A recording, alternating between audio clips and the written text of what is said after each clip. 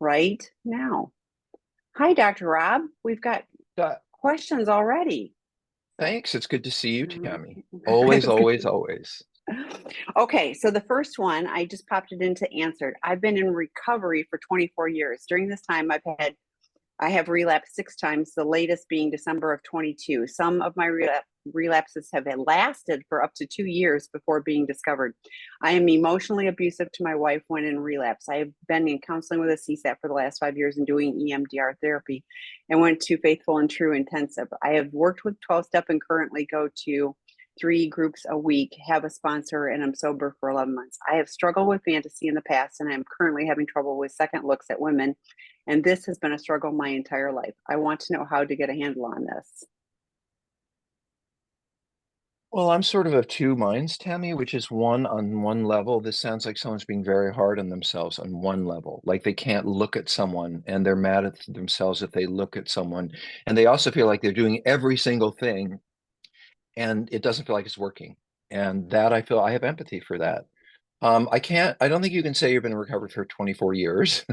I think you are sober as long as it is since you've acted out last. And although that may be shameful and uncomfortable, that is your sobriety. And it's good to deal in reality, which is a reality. The other part I know that Tammy, you rang with this is some of our relapses lasted 2 years before being discovered. Like, I don't, you're up relapsed 6 times, but if they lasted up to 2 years, um, it sounds like you may have spent more time acting out than more time sober. So I'm not even sure, honestly, Tammy, there isn't a question, by the way. It doesn't ask something at the end. I But need to know how to get a handle on this. That's the question. So, what do you think? There's a lot there to unpack. yeah, to me, you've been doing things, and I think I know what the faithful and true is, but that's like a workshop or something. Like what I hear is somebody who is struggling, and you're abusive to your wife, and so like I can only imagine how hard this is for her as well. And you've been dancing around, with some periods of abstinence. I'll give you when you're not acting out, but there's underlying issues, and and yes, EMDR and CSAT. Dr. Rob says this all the time. When what you're doing isn't enough, up the level, and so you're on the Seeking Integrity webinar. Sure. Dr. Rob works directly with the clients who are in our residential program. We've had guys who have had some period of abstinence, like even like 4 years or whatever, that come to us, but they're still struggling with those underlying issues and, feeling like they're on that slippery slope. So what I hear is, and I love EMDR, don't get me wrong, all of those things as pieces, but what I hear is there isn't really addressing, the underlying issues. And I can't believe your wife doesn't automatically know when you are in a really negative place. If you're being like, if you can identify, which it isn't always true, that an addict will go, oh, I'm emotionally abusive when I'm, in a relapse. I bet she has like an automatic clue, like, oh, I bet he's not doing well. You probably deny it because you wait 2 years to get discovered, so all of that to say we have a residential treatment program that I really do believe can help you get that solid foundation. That's it. You get a handle on it on some level, but it's really, how do you get that solid foundation, so that you don't have to keep doing this to yourself and to your wife.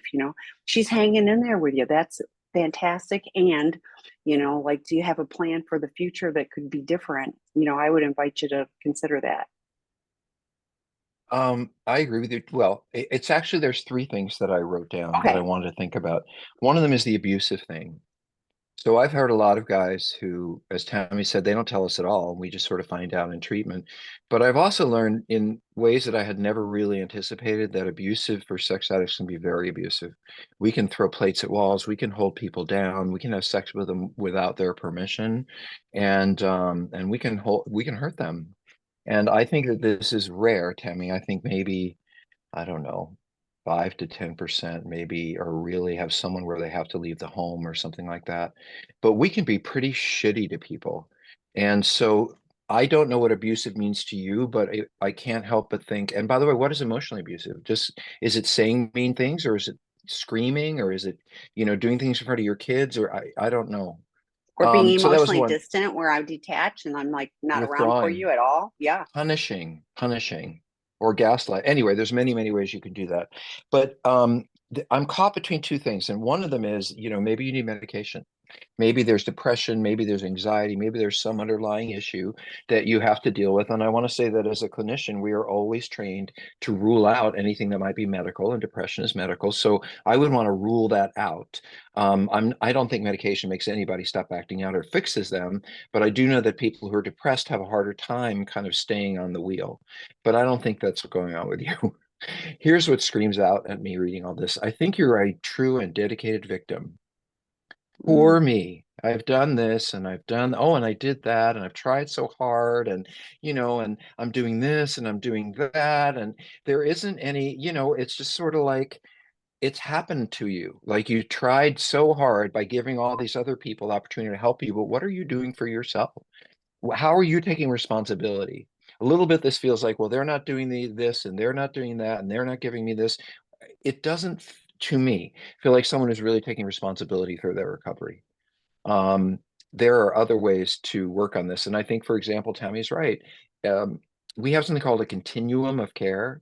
Doctors have it. You cut your finger, it heals, great. If it doesn't heal, you put an antibiotic on it. If your finger blows up, you go to, the ER, whatever that is. And we do the same thing, which is you start out with therapy and maybe go to a workshop or an intensive, and then of course, you're going to 12 step, and maybe that doesn't work. And so then maybe you do it more often, and then maybe you see a psychiatrist to see if there's, and then at a certain point, you've done everything you can do outpatient, and now you need to go to a higher level of care. And that is one of the ways we look at residential, is when you, not for everybody, but for some people, when they've really, really tried and they're unable to really figure out a way past it, that is what we do.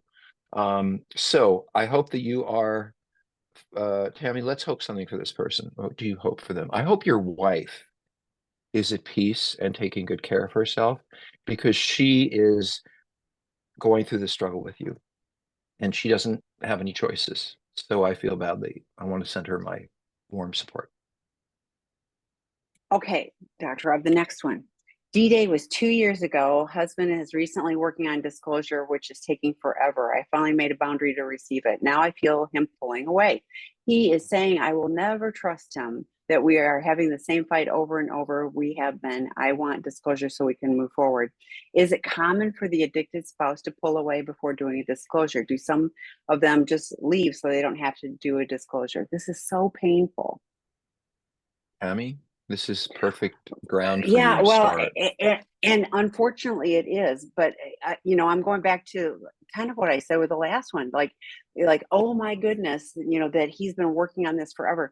I think the most painful, like, so here's another example. When guys plan to come to treatment and they are booking it months out in advance, it's I mean, it's good that they're planning it, but it's awful in the in between. It's awful, because they've got that hanging over their head. And this is similar. It's like I've got this D-Day, or I mean, this disclosure, hanging over my head, and they're not doing the work clearly. Because, if they're working with a qualified therapist, that qualified therapist would be holding them accountable and going, let's, continue to move forward. So, but yeah, the pulling away to me, like Dr. Rob said with the last one, in victim mode. Oh, when I tell you these things, you're going to leave me. So I'm elongating this as much as I can. I'm holding out, and the fighting, that's, I mean, I hear just a lot of defensive things. Yeah, I'm going to fight with you, so I'm going to push away. I'm going to do all of those things. Dr. Rob uses the come here, push away, come here, push away. I mean, all of those things are typical addict. So I'm really glad you're asking this, and I hope you're working with a qualified therapist for you to prepare for this, and and you get to decide what your healthy boundaries for you are. But yeah, hopefully it's soon. We say all the time to addicts, don't do a disclosure if you're going to lie and minimize, on all of those things. It's also challenging because I had it again recently where a partner said, if I find this out, I'm going to leave. So if that's on his disclosure, he probably is very fearful that, oh, you are going to leave me, with this. So it's very complicated. You guys having the highest level of qualified support to navigate this so that you you can lean into that, but yeah, I mean, addict behavior, sorry. And I don't say that snarkily. I mean, sorry, that is, unfortunately the emotionally immature person. So, Well, I agree with Tammy. The tail is wagging the dog in this particular situation. Um, so I think people pull away for a variety of reasons.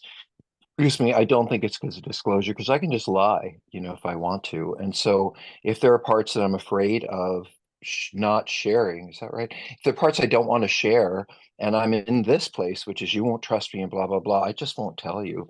It's sad in a way because first of all, the first part is you're absolutely right. 2 years is, I would never, ever, ever ask a spouse to wait that long. My goal was always an outpatient. It's 6 to 8 weeks. We're done. Here's the date on the second time they're here. And, we don't sit around. We got to get past this piece or else there's going to be forever damage.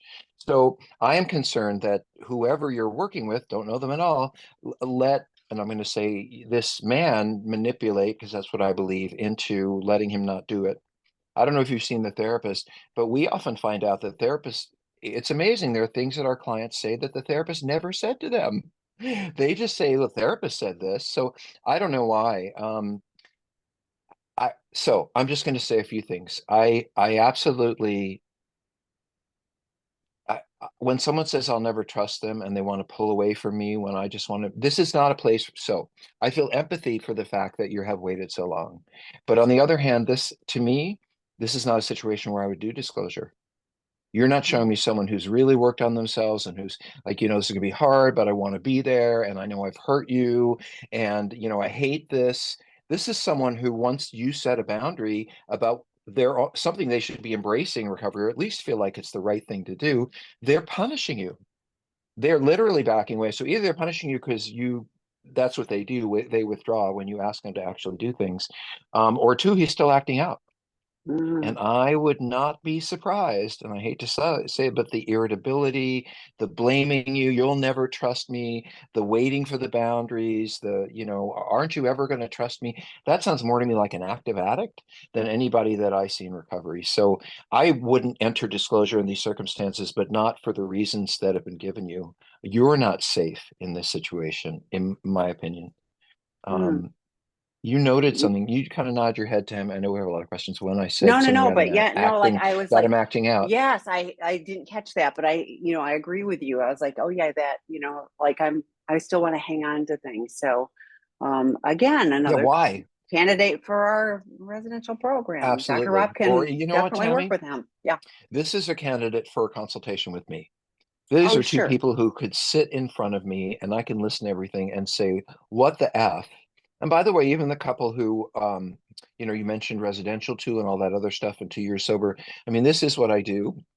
And I love doing it, is sitting down with a couple for 2 hours and listening to the whole thing and being able to kind of give them some direction and insight that is just hard to see when the issue's right in front of you. So both of these couples, if they weren't able to come to treatment, that would be a good place to start.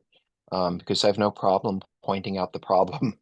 Yeah, well, and like I have had couples share back that, they floundered around for months or years, and you are very good at identifying the issues and giving guidance. It's a reality check, and many of the guys go, "Oh, there's hope," and there's a path forward. Because I think some of them get, fearful that I'm beyond, being able to be helped.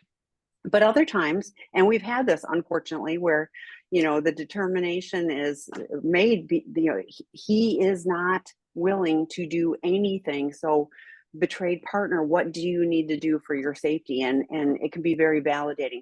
So they're not, they're not all, like, Validating. it's tough. It's validating in whatever way.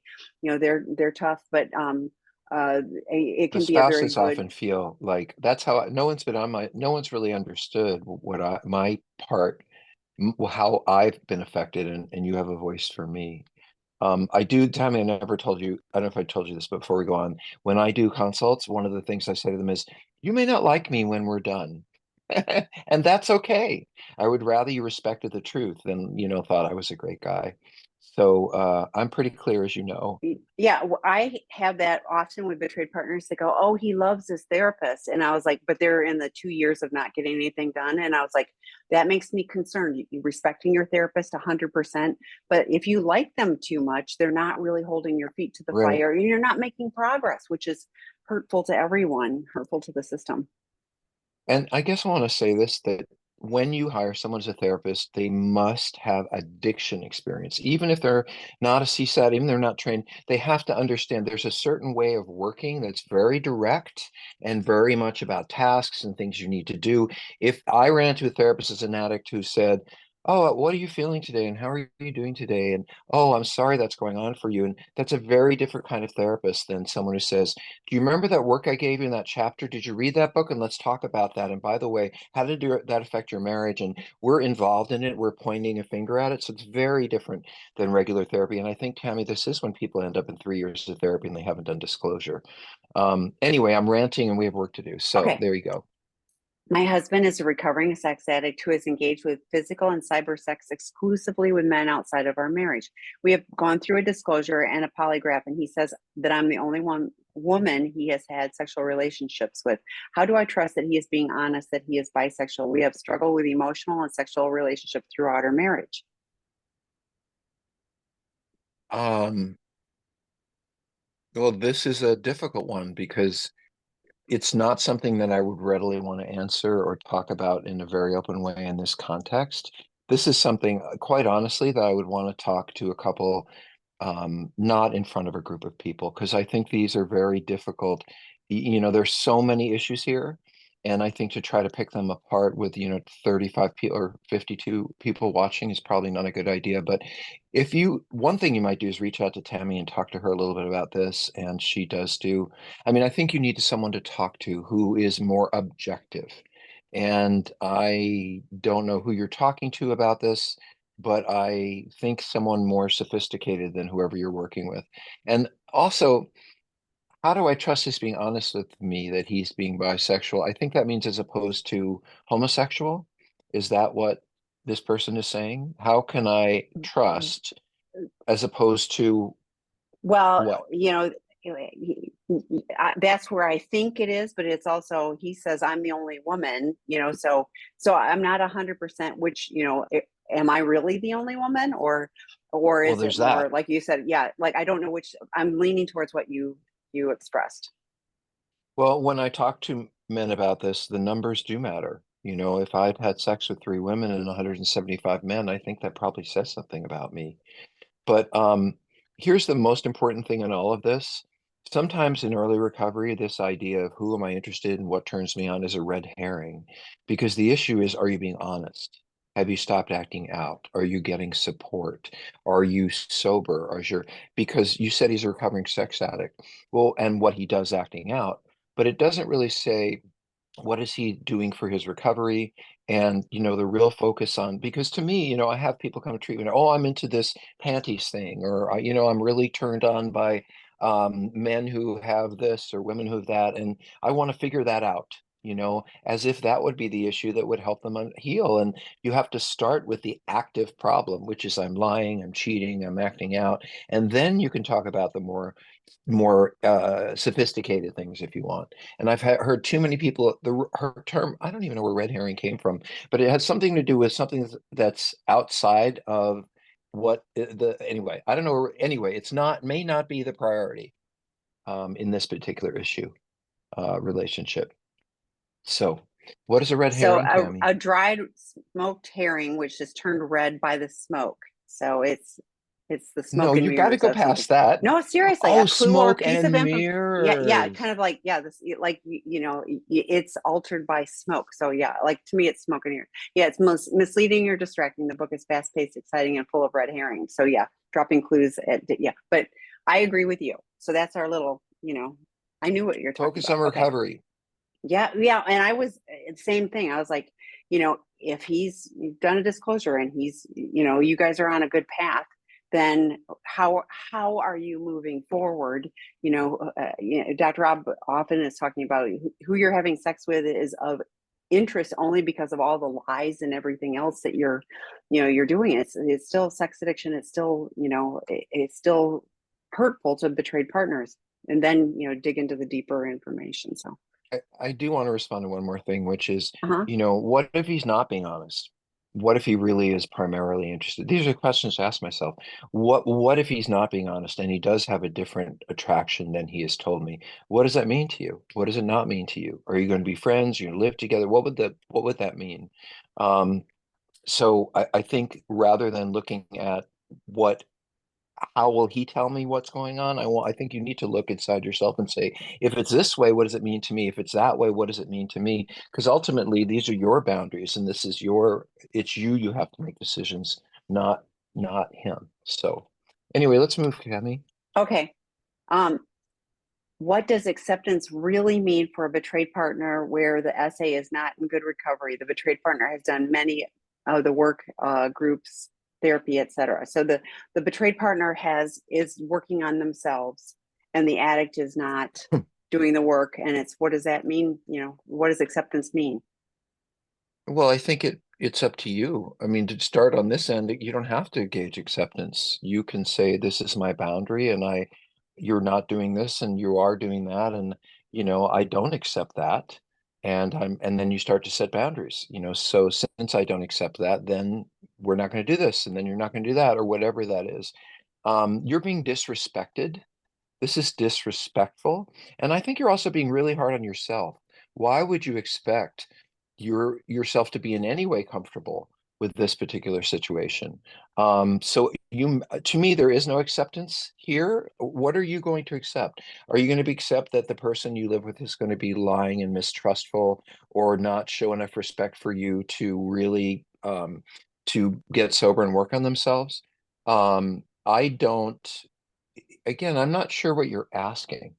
And Tammy, Well, I so want you to to dive me, yeah, into this. yeah, because I was like, at some point, I have to accept that this person is who they are, and they're not willing to change. So to me, Right. that's the acceptance piece. And so at some point, it's like, I, you know, I had a meditation. It's been a while now because I've shared this a bunch of times, but they were like, if you stand in the middle of a hula hoop, you have control over everything that's inside the hula hoop. That's it. So I have no control over anyone else. And so for me, acceptance is that that person's going to be who they are. They're going to be who they are. My boundaries, like Dr. Rob was talking about, is how I choose to engage with that person. That is up to me. I can control my actions and reactions and things like that. But I mean, the 12-step books talk about, there are some people who are um, constitutionally incapable of being honest with themselves. There are such unfortunates, and I don't know if that's the case with this person, or if this person is just going like, we also talk about half measures availed us nothing. And so, you straddle a fence and it's painful because it's a picket fence, but so he's not in or out of recovery or his addiction. It's really a messy place to be. So for you, acceptance is, he's going to do what he's going to do, and how do I take care of me? So that's what I would really invite you to do, is how do I take care of me regardless of what he's doing? It shifts the focus, because I've been subbing in on more of the betrayed partner groups, and so many people, and understandably, especially initially, are focused on what he's doing and how do I make him do whatever. You can't, you didn't create it, you can't control it, but you can go, he is who he is. I'm going to take care of me. And if he steps into recovery, then we can move forward in a relationship. If he doesn't, what do I need to do, in that case? Lots of people stay together. So I'm not telling you have to separate, but lots of people stay together, but they have healthy boundaries. And so what he's doing or not doing is of less concern to them. It isn't rocking their boat every single day. They're not focused on his actions, and therefore all Mhm. of their joy is sucked away, because all they are doing is focusing on that, on his behaviors that you have no control over. So that was the acceptance from my standpoint. So And I'll give you I will support that by saying acceptance in this situation means he can do whatever he wants.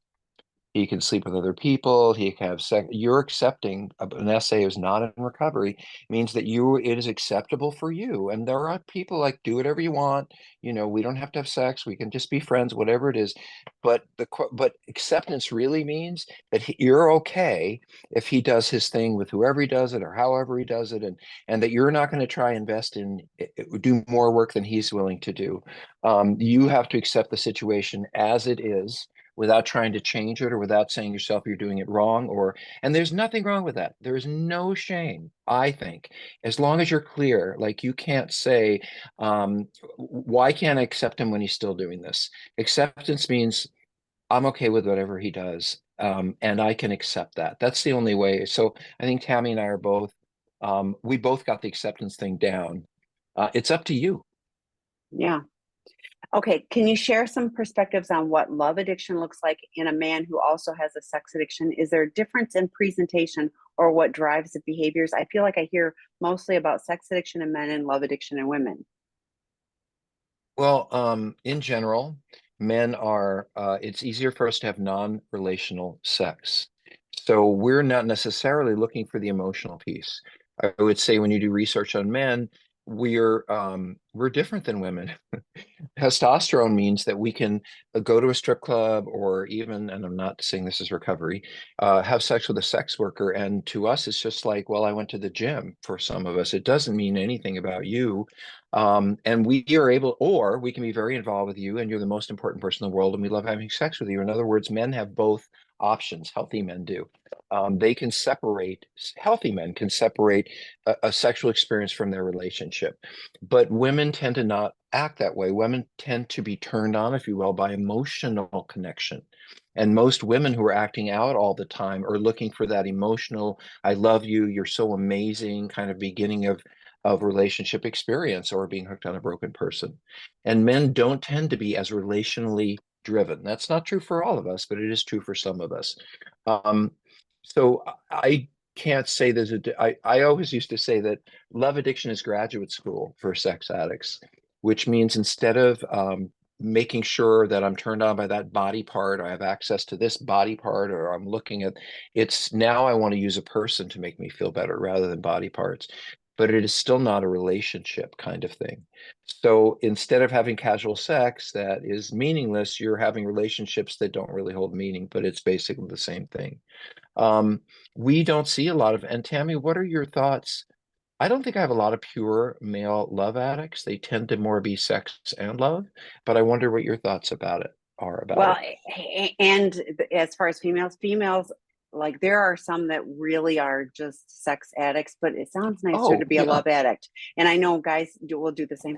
I'm just a love addict. I just, so I think a lot of it is, it's just, it sounds like a nicer label, and so, I love you, yeah, Tammy. at the You're end, wonderful. yeah, at the end of the day, guess what? It's an intimacy disorder. It's problematic behavior, and whatever little label you put on it, it's problematic. So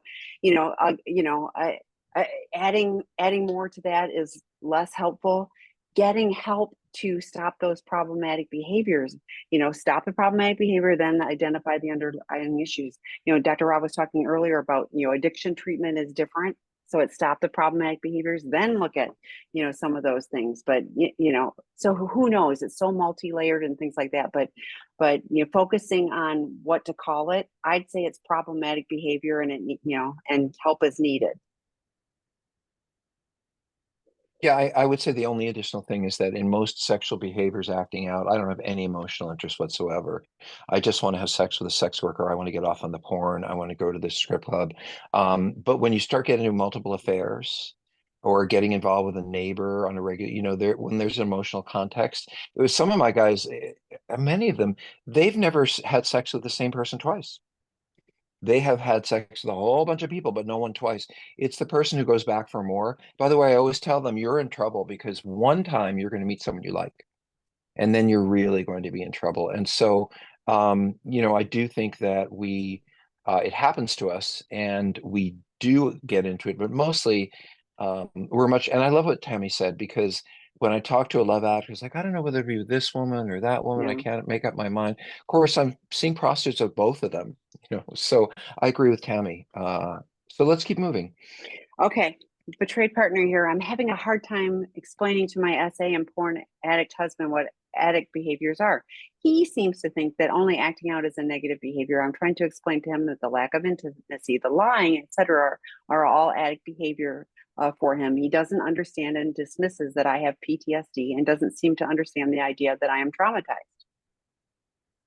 Well, I wrote a book about this for him called Out of the Doghouse, a relationship saving guide for men caught cheating. We teach a course in Out of the Doghouse, a relationship saving class for men caught cheating. And the reason I'm saying this is because I wrote a whole book about how men really don't understand how their emotional and sexual betrayal affects a partner. And a lot of times we think later, well, I've stopped acting out, so I get a gold star and I've done what I need to do. And, what they're not thinking about is the larger, what Tammy calls an intimacy disorder. They're not thinking about the larger question. It's interesting because I'll give you a secret, which is when I do these consultations, the first thing I say to a female spouse is not about sex at all. I ask her, have you ever felt like he was really distant, kind of emotionally unavailable, like you'd ask questions and he wouldn't answer, or just didn't have time, or that you ever, or when there was something really needful emotionally around, like he'd take the kids to school or whatever, but he wouldn't actually, engage them in a meaningful way. Anyway, 99% of the partners will say, yeah, I kind of gave up on us having deeply emotional experience. I just thought, well, this is what I get. And it doesn't have to be what you get, but we don't understand it. We want a gold star for just acting out. And Tammy, one of the most popular questions here is, I don't understand why my husband has stop acting out, but he's still such an asshole. And that's my other thought, is that sobriety can be a relatively structured, I won't say simple, but clear path. But being a better person, that takes a long time, and you have to have reason. Like, I wanted to be a better person, quite honestly, because the way I was living in relationships was so painful. I caused my friends pain. I caused my family pain. I got abandoned a lot. I did not get the intimacy that I wanted. And when I act out, that was one way of trying to get it. So, he may not have a lot of experiences or consequences or even understand what you're talking about. I don't recommend books and video classes all the time, but this is someone who really should at least read Out of the Doghouse, at least understand what you're asking for. Um, but Tammy, it's so surprising to me that I expect the woman who write us and reach out to us when their husbands are in treatment. I always expect 90% of their concerns to be about sex. And it turns out that 90% of their concerns about lack of intimacy, lack of connection, all of Lying. those kinds of things, lying, dismissing me. So anyway, I know you had something you wanted to say. Well, I put in the chat. So, and you mentioned Out of the Doghouse, but this is someone who doesn't understand what sex and porn addiction are. So, starting with a sex addiction 101 work group, that's how you learn. So, this sounds like somebody who isn't doing anything, maybe has stopped acting out on some level, but isn't doing the work. Because if you start learning about this, if you start educating yourself about, if you have this is a chronic condition. So if you had a chronic condition, a medical condition, you'd want to go read up on it. You'd read all about, cancer or whatever it is, so not doing your homework and not understanding what you have and how to treat it, is a huge problem, obviously, for you too. Dr. Rob has shared before that, like all of the stuff you're saying, when guys are in treatment, he'll say, something along those lines, and they'll go, "Oh, my wife has said that to me 100 times, and I just couldn't hear it." So part of it is, all of those dynamics. But again, Sex Addiction 101, we have a separate one for Porn Addiction 101 that also starts on November 18th. But that is, if all of the acting out has been online, then that's a better fit. But those are listed. Out of the Doghouse for men who have been caught cheating is there too. That said, lots of guys go, I want to go, I want to go fix my relationship, but they haven't done the foundation work, so they start with Out of the Doghouse, but end up going back to Sex Addiction 101. So I would encourage him, as part of your healthy boundaries. I want to be in a relationship with you. I want to quit nagging. And you're not nagging, but he's going to hear it as nagging. I want you to understand so that you have the terminology. So when I'm talking to you, you know what I'm talking about. And he can go learn it in a group with other guys on Zoom, live facilitated. I highly recommend that. And and there's a betrayed partner work group that starts November 2nd too. Really good for you. Healthy boundaries, communication. I mean, what sex addiction is and isn't, all of those things, will be helpful for you too. So I want to answer this question. So I've been deeply in love and married to my husband for 22 years, and I are you know are some you of are you. you waiting? Do you need me to ask the Can question essays know first? love? Yeah, Isn't that the yeah, but first? I haven't read it yet. Oh, Can I thought you essays read know that love? one. No, no, no. I was talking about the Oh, one above okay. it. Sorry, I read ahead. Go. It Yeah, was you such a did. great question. I know, but I was like, I think you're answering the Go next one. Can ahead. essays know love? How do I know if my essay loved me or if he's just extremely manipulative and only likes how I make him feel? And it's a great question. Now I can go. Sorry Please. about that. So I've been in love with my husband and married for 22 years, and I know a lot of people who are in marriages and they just tolerate each other, but I don't think that's what I have. And by the way, I always loved people in my life, regardless of whether I was at my worst. I loved friends that I'd been friends with for 25 years. At worst, I loved my sister. I am capable of deeply loving. It is, as Tammy says, an intimacy disorder. When I get into a romantic kind of love, I struggle and want to push it away. It doesn't mean I don't love. Here's another example of how I know how I can tell you that we love is that we will devalue you, we will dismiss you, we will avoid you, we will not give you anything we want, and we'll go act out all the time. But if you move just 1 inch away from us, just 1 inch, like I don't know if I can do this, or or I don't want to be with you. Boy, we're just all, oh, I want to go. I'm so sorry. This is the key, by the way. We think we have control over you. And there may be a certain point at which you say, no, no, I'm here and I have a boundary and I'm not going to be close to all of that. That's when, what, 90% of our guys come into treatment because they're in a relationship and their partner has said, I'm not taken anymore.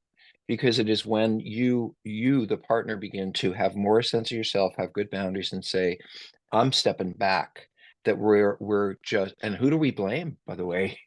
The other thing, though, I wrote this down is, why are you asking the question? Because I don't ask myself in my relationship, I don't say, well, does that person love me, or are they manipulative or using me? I just know that they're not.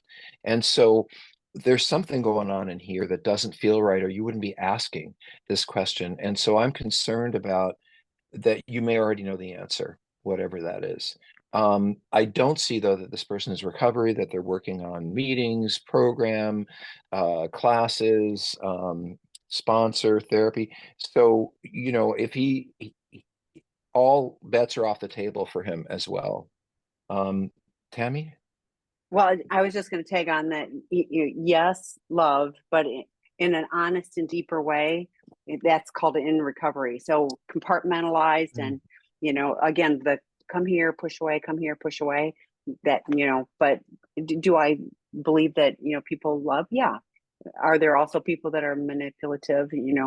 Yes. But, I think for you, what are your healthy boundaries about how do I, take care of me and see if he's actually willing to get into recovery and do the work?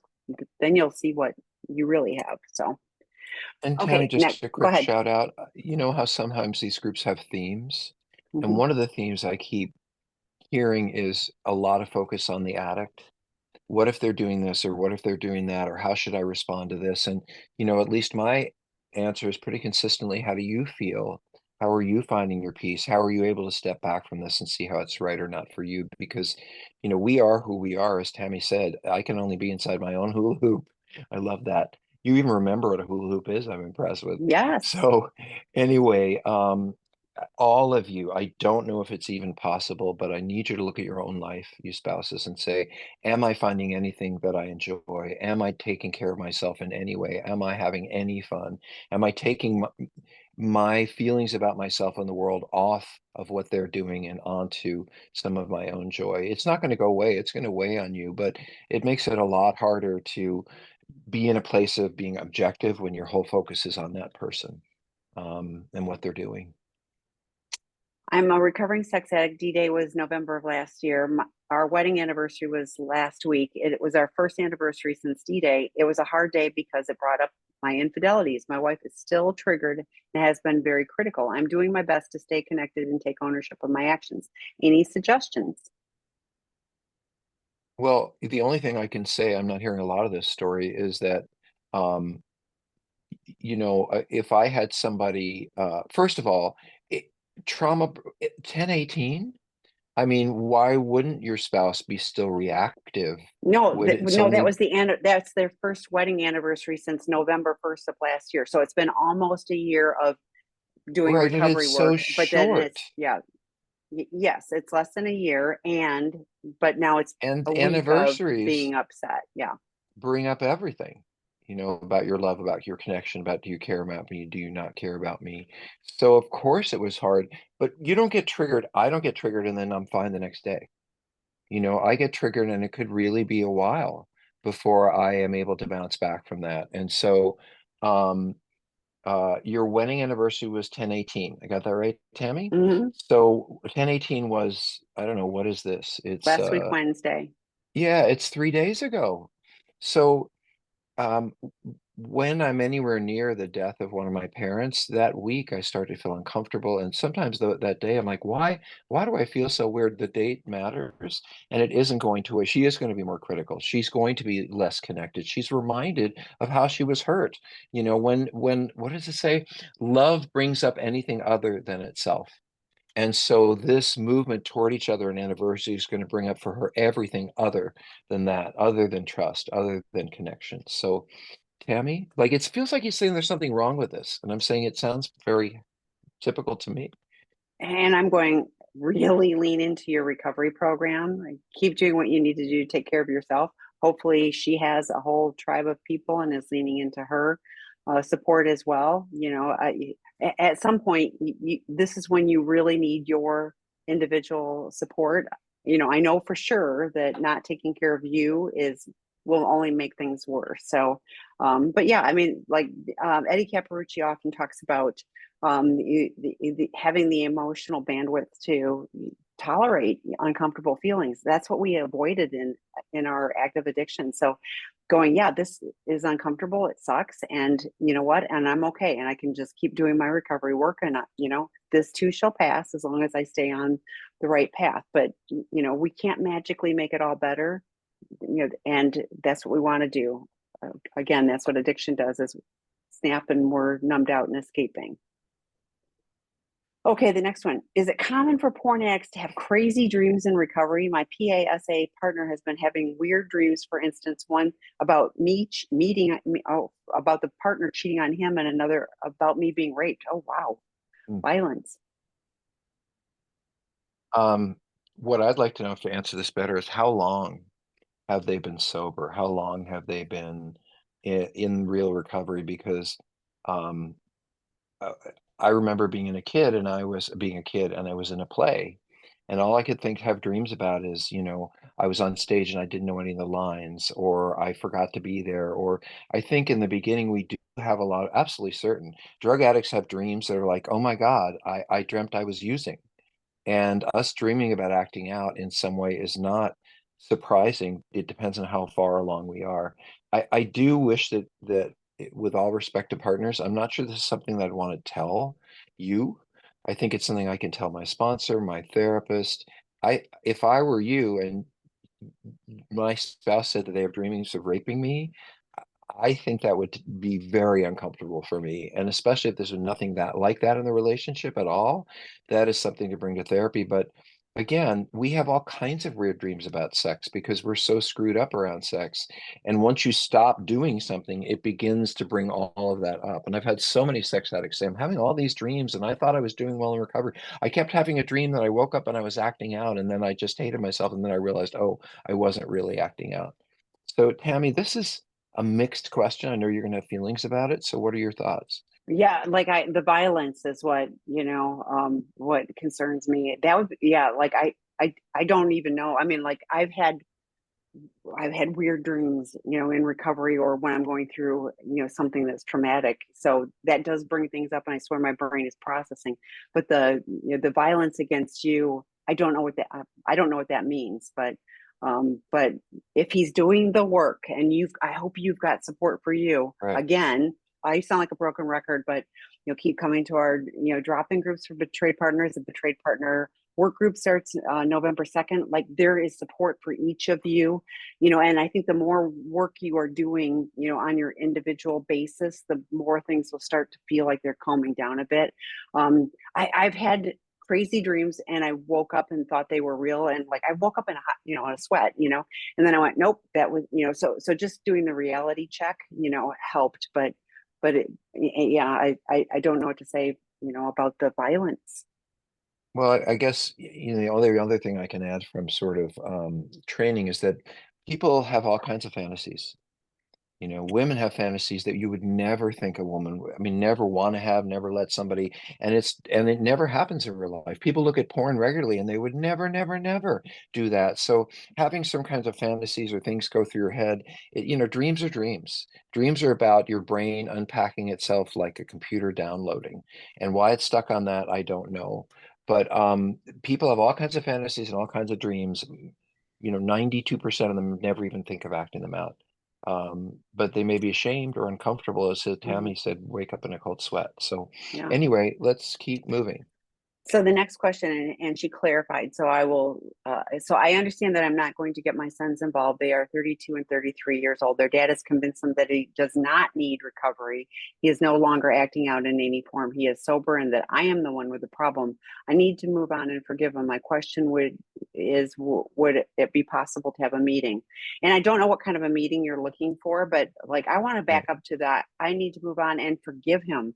And I'm like, forgiveness is something like that's a process and you do that for you. But really, like the meeting I would have would be with, and this is me and I don't want to sound flip, but I'd have it with the attorney. Like, I need to move on. Like, so what does that look like, for me to move on?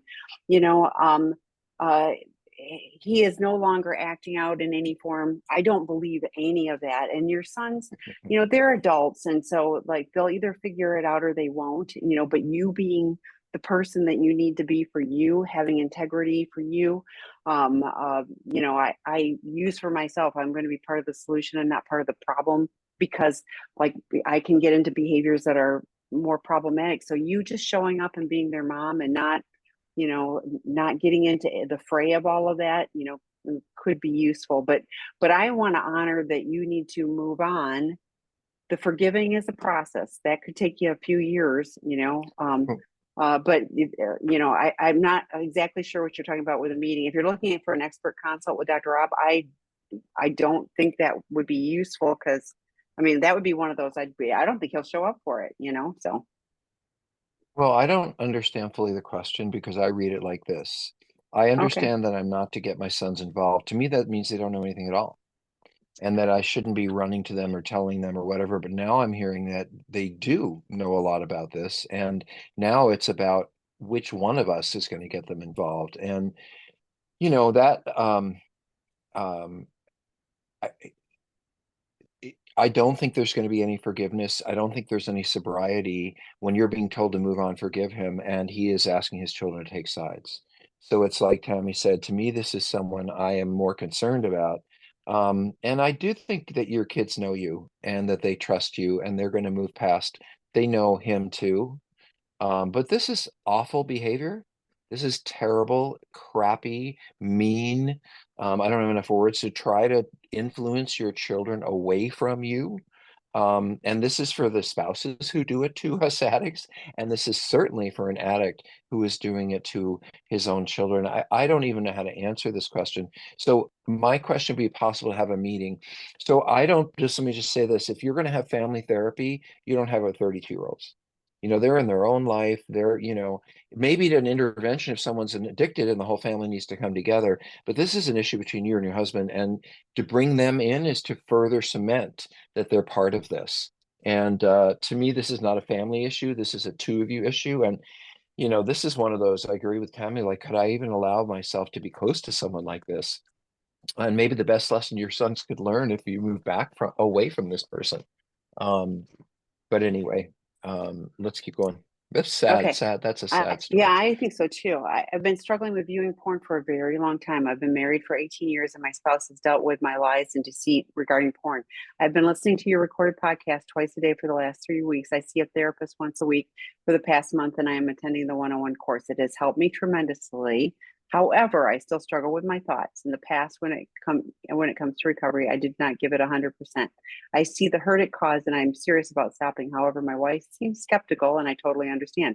I want to be the best version of myself moving forward, but I get frustrated and defensive at times when I know I have no right to be. Am I doing enough? If not, what more should I do to show that I'm serious? Well, I Okay, just want go ahead. Well, this is someone who's impressive in my mind. They have empathy, they have compassion, they don't want to cause hurt. I'm looking at the last part, and I guess Hmm. what comes up for me is I will be defensive. I will act frustrated. I mean, that's just sort of being human, especially as a recovering addict. But can I clean it up later? That's to me the gauge of a healthy relationship is, can I come back to you and say, hey, yesterday when I got defensive and angry, well, let me tell you what was going on. Otherwise, I just leave you feeling, bad about yourself. So to me, the last part is really, and this is a big part of recovery, which we didn't see earlier. Can I be responsible for my behavior? Can I not leave you feeling like the crazy person or mistrusting me? Can I come forward honestly and say, you're right. I was frustrating and I was defensive. I'm so, so sorry. Sometimes I get that way. I mean, that's you. I cannot prevent myself from causing other people harm. It's just going to happen. But what I can do is go back and clean up my own side of the street. And I think it's incredibly important. You have thoughts probably on the earlier I part. do. Yeah, yeah, I do. And I was like, great. The podcasts are lovely. I mean, like, and it's good information in. I think that that's good. And you're seeing a CSAT once a week, and you're doing a work group once a week. What I don't hear are that I'm doing 90 meetings in 90 days for 12 step, that I've got a sponsor. I'm working the steps, that you're doing our drop-in groups, that are free. Like all of those things, you own, and I appreciate that. I've been married for 18 years and I struggled with viewing porn for a long time, probably a lot longer than before you were even married. So I love that you're 3 weeks into this journey. Great. And just think about that compared to the decades. It's going to take you some time to learn new patterns and do things differently. So I would invite you, again, 90 meetings in 90 days is a very common 12-step, suggestion, because it helps you get, some foundation. You're doing the work group. I'm sure you got homework for all of that. And with the 101, I know it's Scott that is leading that. And I'm sure he's given you, the variety of things. You're here, fantastic. That's a live thing. But, the more that you're making connections, in different ways with people,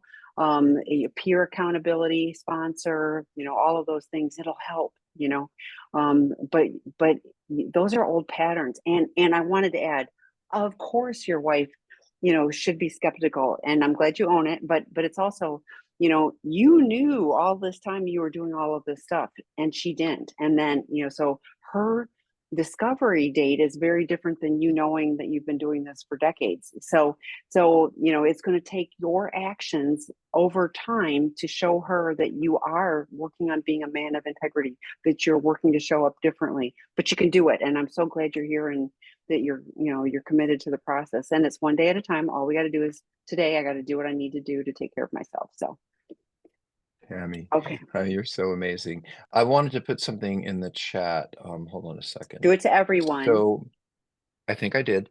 So what I sent you is a link. I Yes. did. It said to Yes, everyone, you me did. to Yes. everyone. Thank you. Yeah. I'm sorry. I need approval.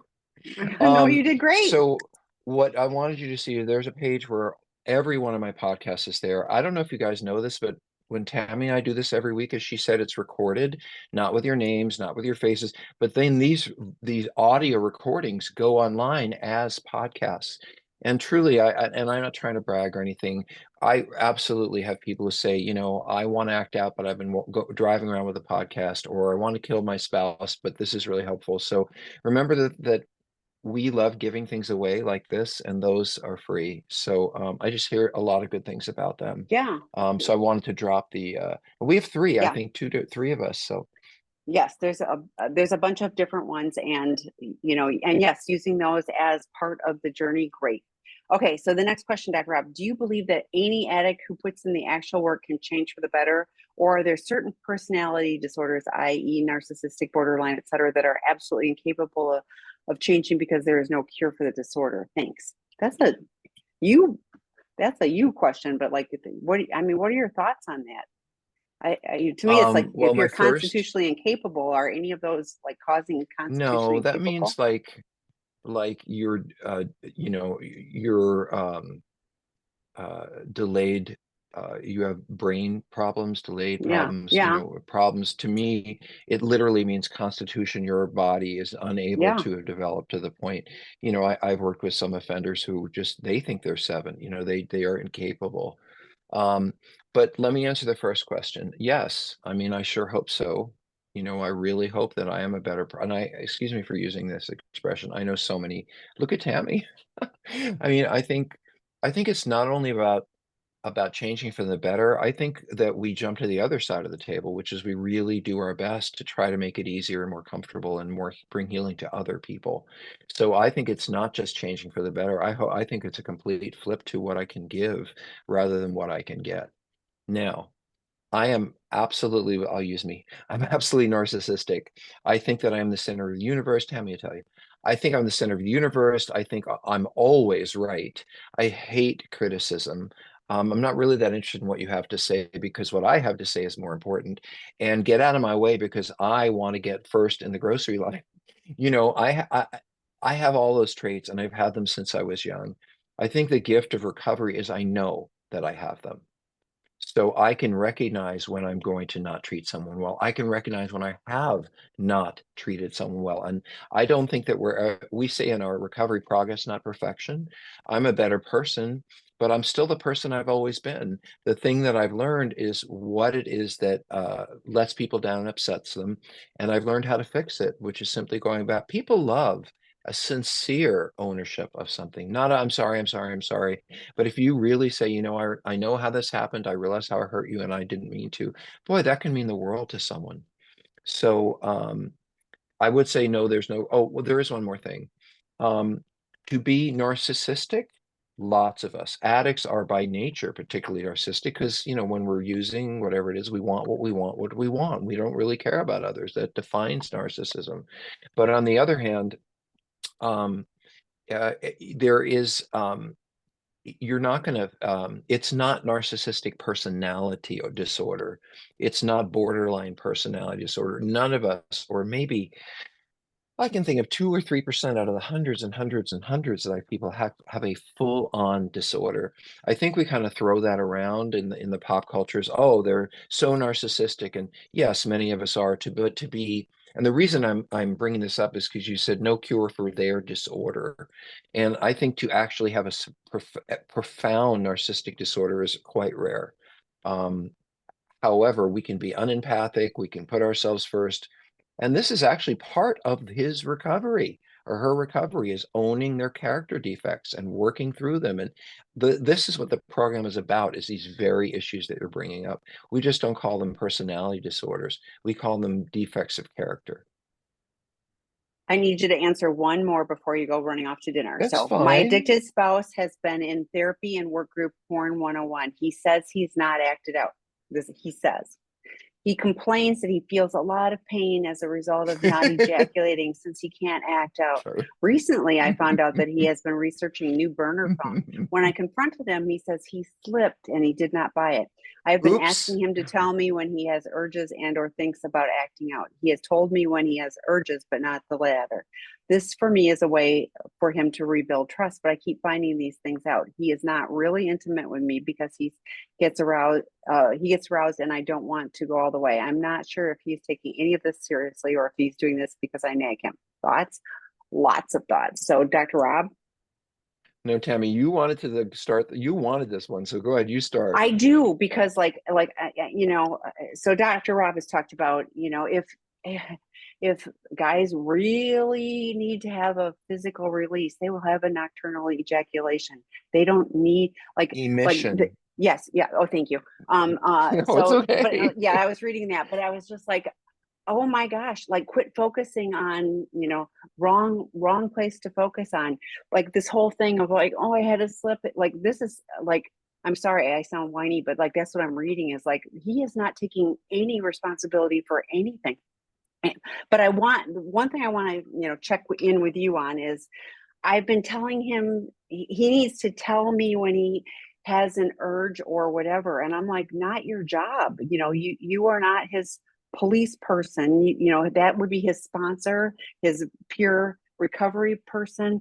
Like he needs to have a plan, not you, because it won't rebuild trust. If you are constantly worried about him having an urge or, is he telling me the truth or whatever, all of the focus, just like Dr. Rob was talking about, all of the focus is on him, his thoughts, and his behavior. So this would be, I would encourage you really to get healthy boundaries for you, for your safety, and go, I'm, you figure this out. There's, he can email me, he can call me. We have lots of resources, but he's in the porn addiction 101. I am confident if he talked to Scott about this, if like, oh, I'm in pain, like Scott would clarify for him, and so would the other guys in the group. So this is, to me, what do you need to do to take care of you? But yeah, like, why would you have sex with somebody you don't trust? Dr. Rob says that all the time. And like, and sex addicts and porn addicts prove all the time that it is, they can have sex without being intimate. So what do you need to do to take care of you? And do you want to have sex with somebody that you're concerned about where their head is? So sorry. Why are you sorry? You know what I think, you thought of another phrase. I thought of liar, liar, pants on fire. Yeah. Like, what concerns me is this person is actively acting out in some way, and I don't understand at all. He has somehow convinced you to question what you already know. He slipped and didn't buy the phone. What did it, like the gods in heaven I dropped a know burner phone that into never his plate happens to during me. dinner? Like, Yeah. where did I Yeah. know I want my own free phone? Why didn't it show up in my life? I didn't win Yeah. a contest. So, he didn't slip and not buy it. He bought it and he planned it. And and yeah, of course he tells you we ask for permission, for forgiveness rather than permission. He does what he wants to do, and then when he's feeling bad about himself, he comes to you for forgiveness and solace.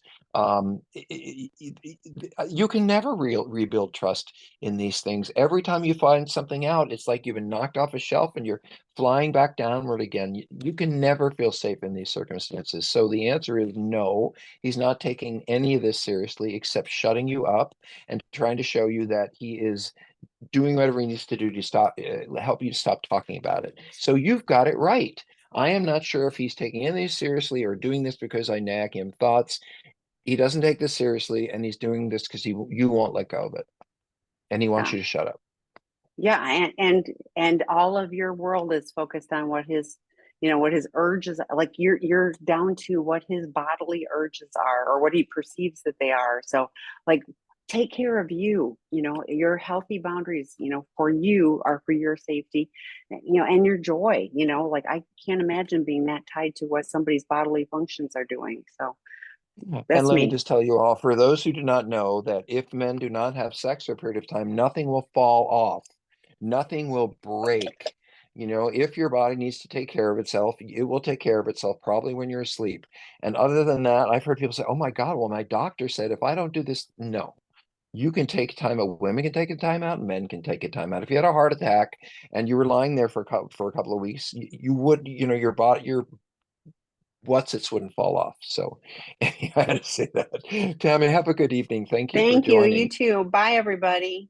Bye, guys.